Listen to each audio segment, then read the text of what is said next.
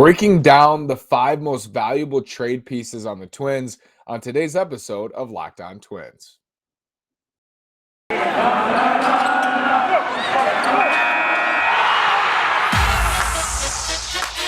You are Locked On Twins, your daily Minnesota Twins podcast, part of the Locked On Podcast Network, your team every day.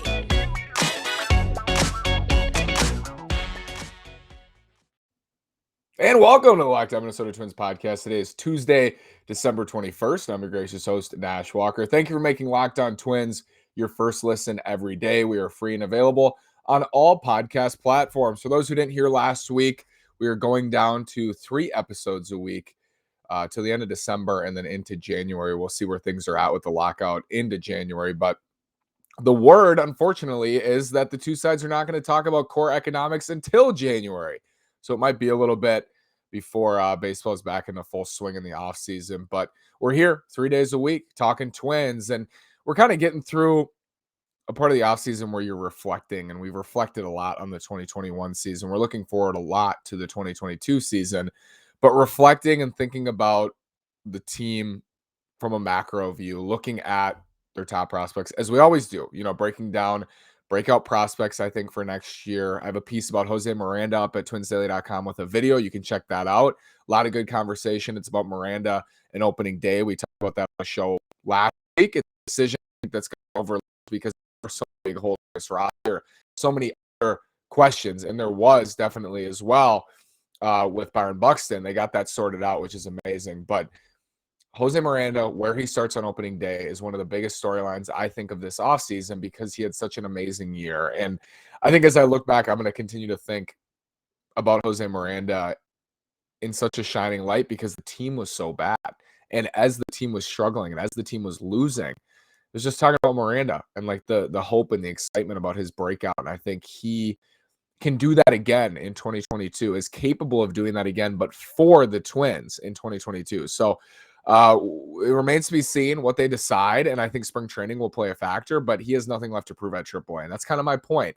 And if their approach, and Nick Nelson wrote about this in a very strong way, about them looking toward pitching prospects to bring up and kind of filter in pitching prospects throughout the year, get a lot of guys looks, find out what they have at the major league level. If that's their approach, there's no excuse for Miranda not to start on opening day for the Twins, because if they're not trying to compete, he better play. Like, otherwise there's really, what are you doing? Why are you middling and bringing up pitching prospects, but not bringing up Miranda, who's proved it more than probably any of those pitching prospects will see? And the answer is that they have a lot of guys in the spots where Miranda is projected to play at first, second, and third. Anyway, go check out that piece. A lot of comments on it. You can respond to comments at twinsdaily.com. Great community for that. And we are rolling through. I mean, this is a couple weeks into the lockout, and articles every single day are up on the site. We're here talking. Twins content rolls on, certainly, at those 2 main points. But I want to talk about the 5 most valuable Twins today. And this is a disclaimer to this. So when I'm doing this exercise and I'm going through this, I'm thinking of who brings back the most in a return for this player. And it's nuanced because some teams will offer more than others. Some teams have a bigger hole and will offer more than a certain player than another. And it is nuanced. Generally, who do I believe, factored in with MLB trade room or MLB trade simulators and other tools, who do I believe the top 5 most valuable trade candidates are for the Twins? And this isn't me saying that these are the most likely guys to be traded at all. The number 1 on this list, I would be shocked if he's traded. But if this number 1 is traded, I think that he brings back the most in a return. And I'm going to tell you why on the top 5. We also have the just miss list. So I want to go over the just miss list. This includes prospects. So we're including everybody. And I think sometimes it's not always, a lot of times, it's not always about the player. Because a great example of this is Josh Donaldson, probably the second or third best player on the Twins. But as a trade commodity, he probably offers the lowest in a return because of his contract, because of the years of control. So when we're talking about this in this exercise, a lot of it has to do with years of team control, the flexibility of having them on the roster, because as we know, having league minimum players really good league minimum players like Juan Soto on the Nationals allows you to do a lot more things with the roster and free agency and trades, because that's so much excess value. That is so much excess value in the form of one player. And if you could have multiple of those players on your team, that's even more excess value. So prospects are included. Of course, prospects are included. Mix of, have we seen them at the major league level? Have we seen them succeed at the major league level? How many years of control? What is the contract situation? My personal opinion, all of that is baked in to this list. But the just missed, we'll start with the first 6 out. Austin Martin, all prospects. Actually, one non-prospect. Austin Martin, Jose Miranda, Jordan Balazovic, Yohan Duran, Royce Lewis, Max Kepler. Those are your first 6 out. Kepler, that's in not any particular order. I think those guys just missed. I think you could put Kepler 6. I think you could put Miranda 6. I think you could put Balazovic 6. I think a lot of these guys are interchangeable in that 6 to 11 range. But I think Kepler's interesting, and you might be surprised he's not in the top 5 because of his contract situation. I've never been lower on Max Kepler than I am this offseason after the year he just had. And I think the hope after 2019 was that he would continue to grow. And I think, unfortunately, what has happened is that Kepler has gone back to who he was pre-2019. And it's not a surprise. I'm not surprised by that. That's who he was for multiple years before his breakout season. And it's really important to not label everything as a breakout season. Sometimes there are other factors at play. He had a great year offensively, defensively. He was a 4-5 win player, arguably the team MVP, but just hasn't been that since. And over the last 2 years, he's been who he was, 3-4 years before 2019. So even with the contract and with knowing this free agent market with Kyle Schwarber, Jock Peterson, Eddie Rosario, so many left-handed corner outfielders on the market, that depletes his trade value. And I still think this is a good contract. I still think a team would trade quality prospects or players for Max Kepler, at least part of a package that included Max Kepler, but he doesn't make our top 5 and he's on the just miss list. Let's talk about Built Bar. Built Bar is the best tasting protein bar ever. It's the best of both worlds. It's delicious and healthy. There are so many flavors. Built Bar gives you that extra fuel this holiday season. It's delicious, and it's a great substitute for a dessert. It's really the best of both worlds. It really is. And people really are passionate about their favorite flavor. You can tell Santa to throw a few Built Bars in those stockings. You can dip your Built Bar into a piping hot cup of cocoa. If you like some of those marshmallowy treats around the holidays, you need to get your hands on Built Bar Puffs. They're light, fluffy, and marshmallowy through and through. Different flavors, all covered in chocolate. Taste so good, you won't believe that they're filled with protein. Go to Built.com, use promo code LOCKED15. Get 15% off your order. Use promo code LOCKED15 for 15% off at Built.com. Thank you again for making Locked On Twins your first listen every day. We are free and available on all podcast platforms. Breaking down the 5 most valuable trade commodities for the Twins. This includes prospects and players on the current roster, as I mentioned. Let's go to number 5, Bailey Ober. And if I told you Bailey Ober was going to be number 5 a year ago, you'd be shocked. But he was really great, and he was really great in the second half, especially. And if this is who Bailey Ober is, and I've repeated this a lot since he had this great rookie season, if this is who he is for the next 3, 4, 5, 6 years, super valuable. And what he was last year, if you look at the overall line, was about a league average pitcher. He actually gave up more homers than he did walks. So if he can cut down on the homers, there are definitely signs for upside here with Bailey Ober. I think he can be a 10 to 15% better than league average pitcher by the end of it.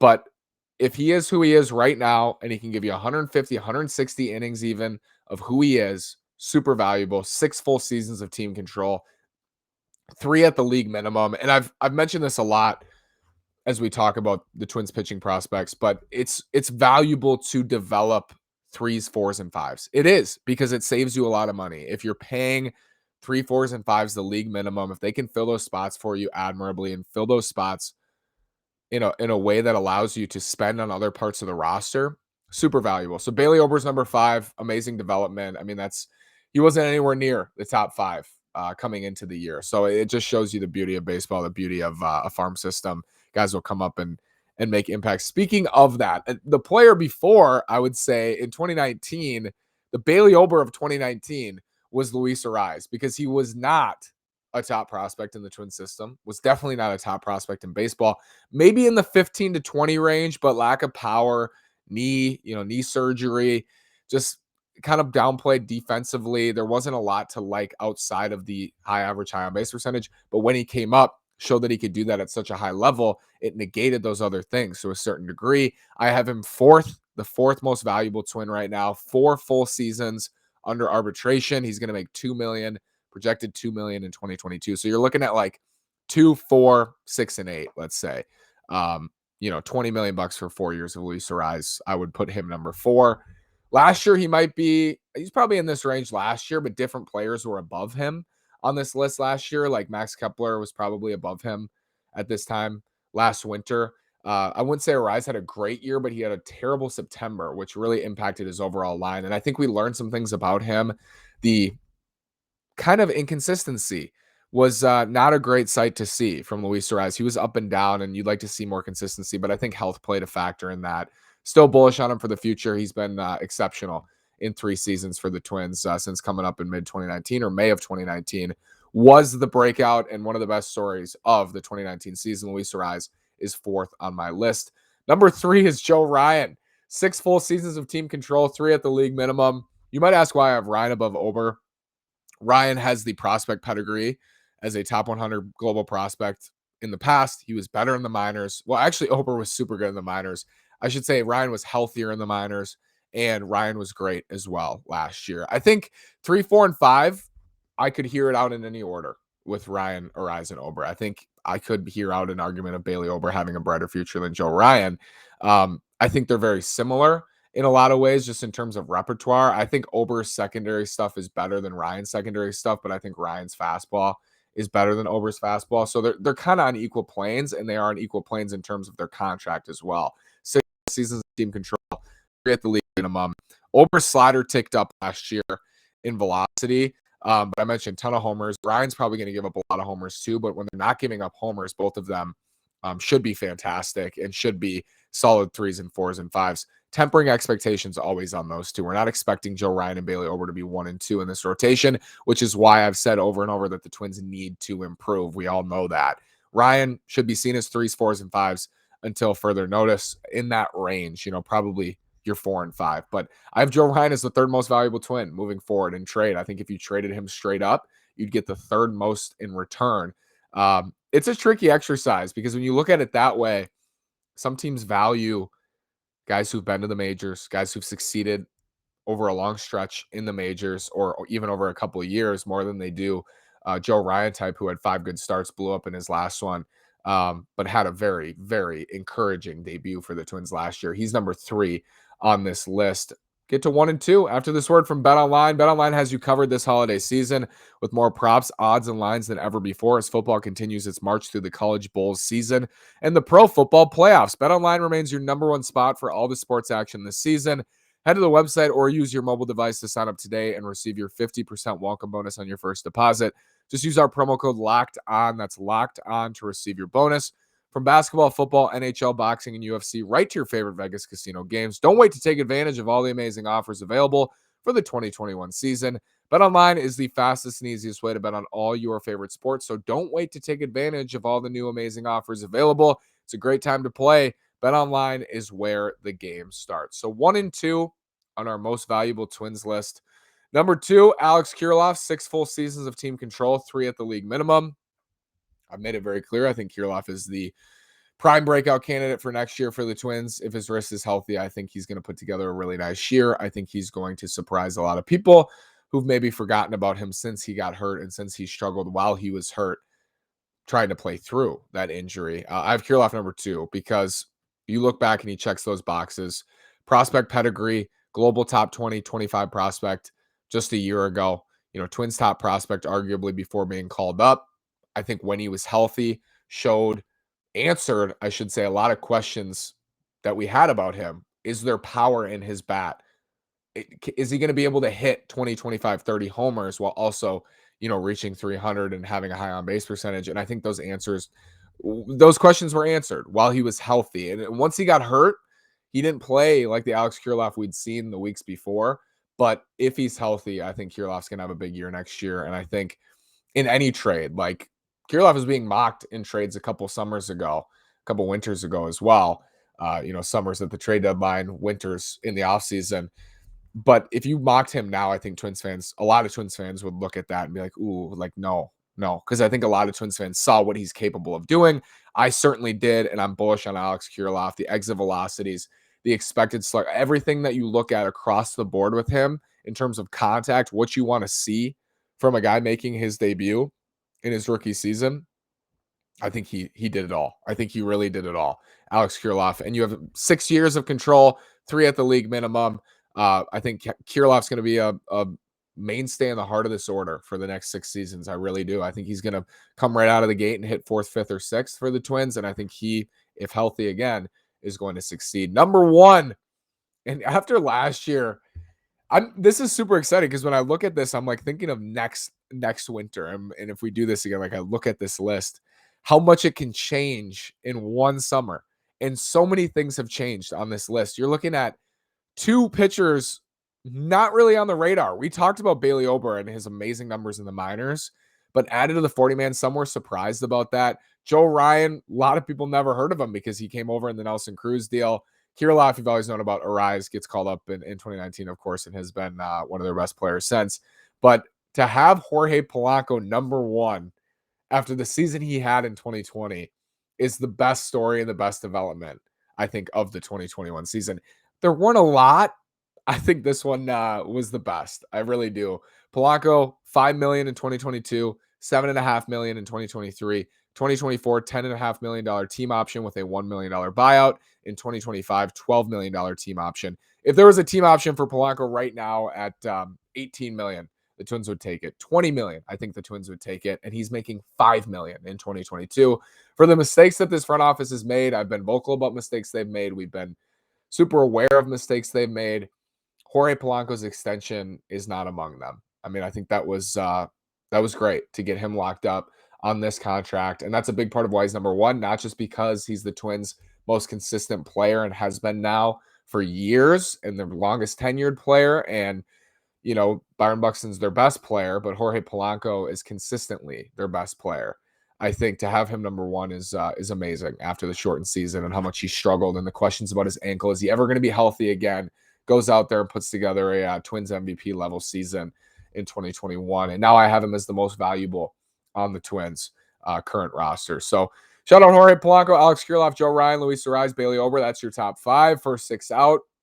Some kind of combination of Kepler, Lewis, Duran, Balazovic, Miranda, Martin, the prospects. So let me know what you think in the comments on YouTube or tweet me at NashWalker9 at Locked On Twins about this list. Did I miss anyone? I guess Trevor Larnix should be in my just missed as well.